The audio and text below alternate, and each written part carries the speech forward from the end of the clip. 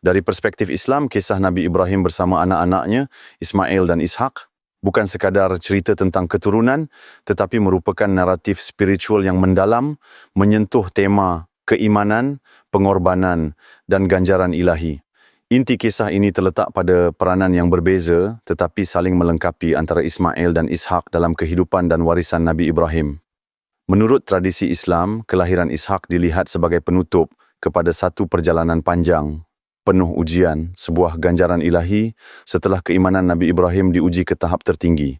Ishak digambarkan sebagai anak ganjaran, anugerah luar biasa yang dilahirkan kepada Nabi Ibrahim dan istrinya, Sarah, pada usia tua mereka. Ia melambangkan pemenuhan janji Allah dan keberkatan yang datang setelah kesabaran dalam iman. Sebaliknya, Ismail dilihat sebagai anak ujian.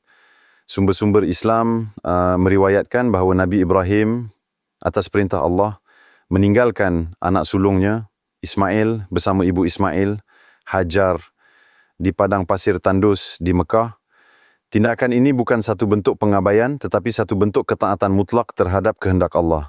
Sebagai bayi, Ismail diletakkan di kawasan yang amat gersang, di mana ibunya berlari antara Bukit Safa dan Marwah dalam usaha mencari air, satu peristiwa yang kini diperingati dalam ibadah haji.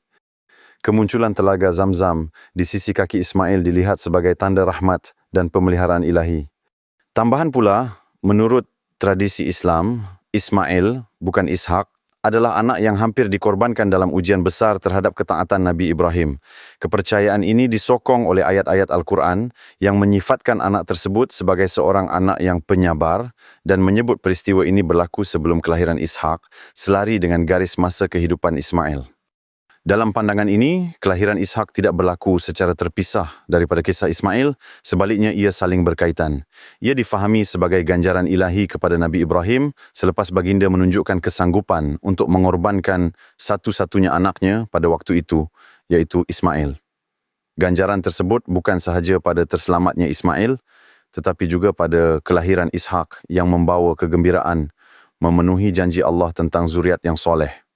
Justeru, menurut pandangan Islam, naratif mengenai Ismail dan Ishak adalah ibarat dua sisi kepada sekeping wang shilling, ujian dan ganjaran, ketaatan dan pemenuhan janji. Kelahiran Ishak menutup bab kepayahan dengan kegembiraan ilahi, manakala ujian terhadap Ismail menyerlahkan tahap keimanan Nabi Ibrahim dan rahmat Allah. Bersama-sama, mereka membentuk satu kisah keluarga yang dipilih oleh Tuhan, melalui mana lahirnya bangsa-bangsa besar dan warisan kenabian.